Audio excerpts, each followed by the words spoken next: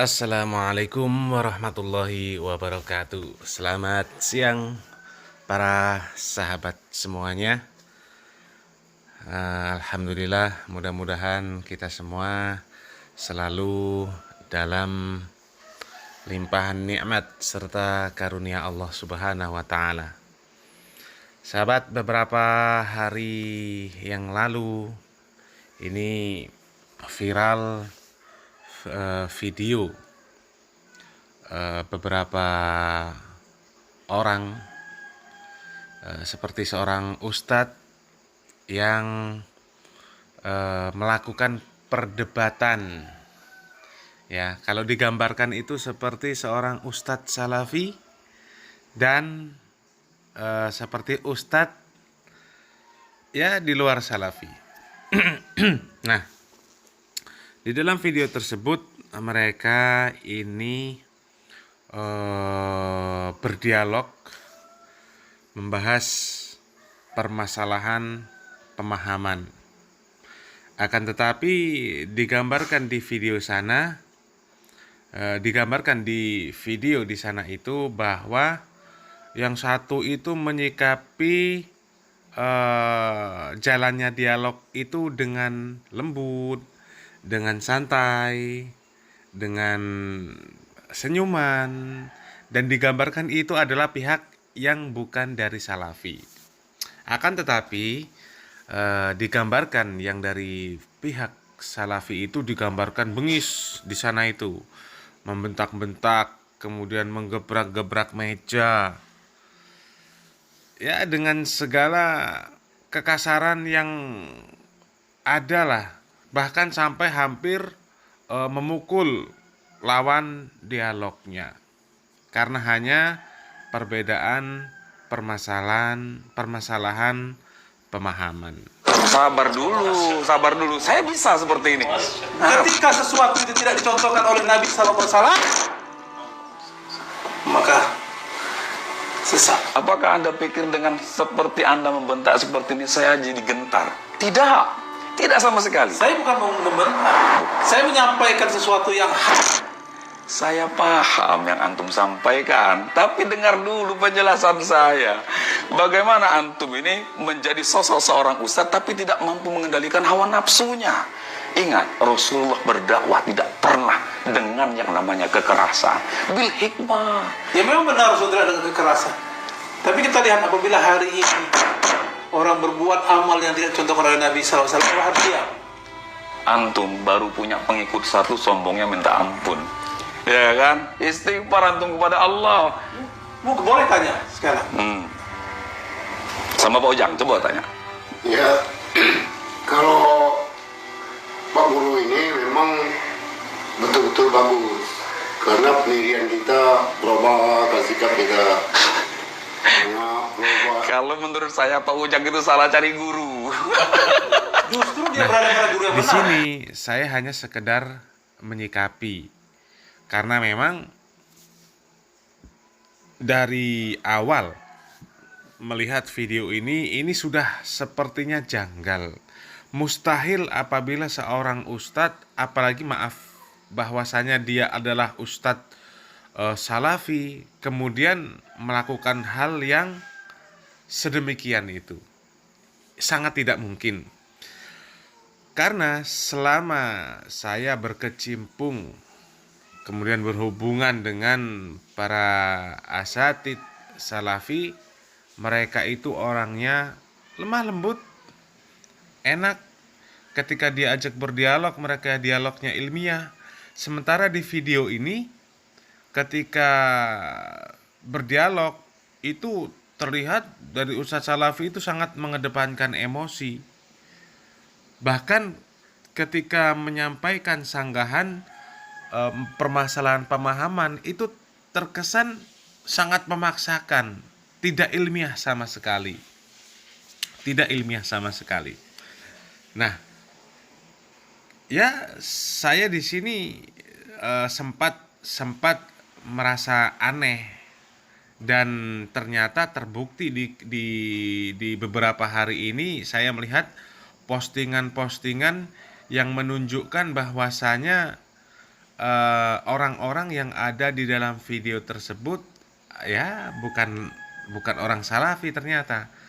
Ternyata mereka adalah orang dari jamaah tabligh, dan sedikit gambaran, mereka adalah orang-orang yang berada atau domisili mereka itu di provinsi Sumatera Selatan.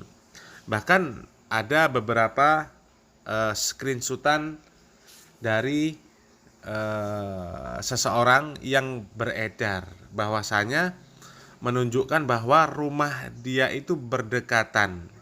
Bahkan dia mengatakan, demi Allah, yang berjenggot itu namanya dikenal sebagai Ustadz Habsyi, berakidah sufi jamaah tabligh.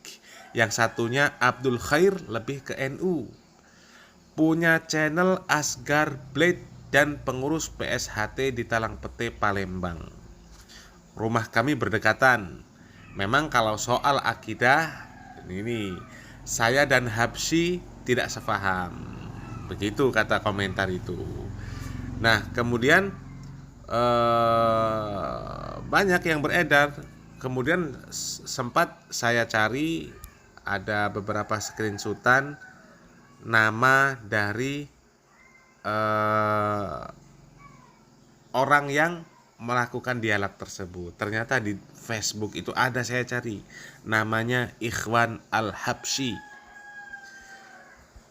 Ya, kita tidak mengetahui apa modus dari mereka membuat konten. Ya, itu saya bilang konten yang sedemikian rupa. Sebenarnya tidak masalah ketika seseorang itu dikatakan tidak sefaham dengan pemahaman katakanlah yang didakwakan oleh teman-teman Salafi. Enggak ada masalah. Akan tetapi ketika ingin membantah pemahaman tersebut, maka bantahlah dengan ilmu. Jangan dibantah hanya dengan fitnah, kemudian menyebar kebencian, bahkan dengan membuat konten-konten rekayasa yang seperti ini, kan begitu. Ini konten settingan yang seperti ini memang berhasil viral. Akan tetapi yang membuat, wallahu alam, apakah dia menyadari atau tidak. Sepertinya kalau tidak menyadari tidak mungkin bahwasanya apa yang mereka perbuat itu nantinya akan dipertanggungjawabkan di sisi Allah Subhanahu wa taala. Ya kan? Enggak masalah. Bahkan beberapa kali saya pernah berdialog kepada orang-orang yang kurang suka dengan pemahaman Salafi, bahkan cenderung menyatakan bahwasanya Salafi ini adalah Wahabi, sesat, radikal, sarang teroris dan lain sebagainya. Saya hanya mengatakan bahwasanya tidak masalah ketika Anda berpendapat seperti itu, ya kan? Menyimpulkan seperti itu tidak ada masalah. Seandainya memang benar apa yang Anda katakan bahwasanya Salafi seperti itu, maka silakan kumpulkan bukti-bukti, data dan fakta yang ada sesuai dengan apa yang Anda tuduhkan, ya kan? Nah, seandainya memang terbukti bahwasanya Salafi itu sesat, kemudian radikal, kemudian anti NKRI dan lain sebagainya dengan segala stigma negatif yang ada, kalau memang terbukti maka silakan bubarkan. Bahkan saya pun bersedia ikut membubarkan seandainya memang hal itu terbukti, ya kan? Nah, sekelas FPI, Front Pembela Islam, sekelas Hizbut Tahrir Indonesia, ketika memang sudah terbukti dengan segala bentuk data yang disiapkan, yang dikumpulkan oleh pihak-pihak katakanlah yang terkait, itu bisa dibubarkan, ya kan?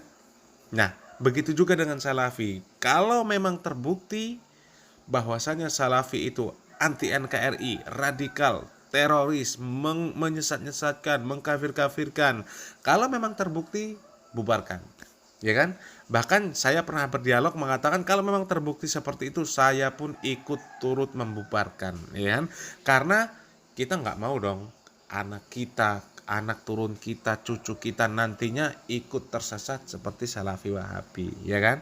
Tapi ternyata dari berjalannya waktu ke waktu tidak pernah terbukti sama sekali bahwa salafi itu seperti apa yang mereka katakan, ya kan? Nah, oleh karenanya teman-teman, ini menjadi perhatian untuk semuanya. Kalau memang mau membantah pemahaman, baik itu pemahaman salafi atau mungkin pemahaman yang lain, maka bantahlah dengan ilmiah. Jangan membuat konten-konten fitnah yang kemudian viral dan kalau ketahuan juga malu sendiri. Belum lagi pertanggungjawaban di sisi Allah Subhanahu wa taala. Mungkin itu saja yang bisa saya sampaikan. Terima kasih. Assalamualaikum warahmatullahi wabarakatuh.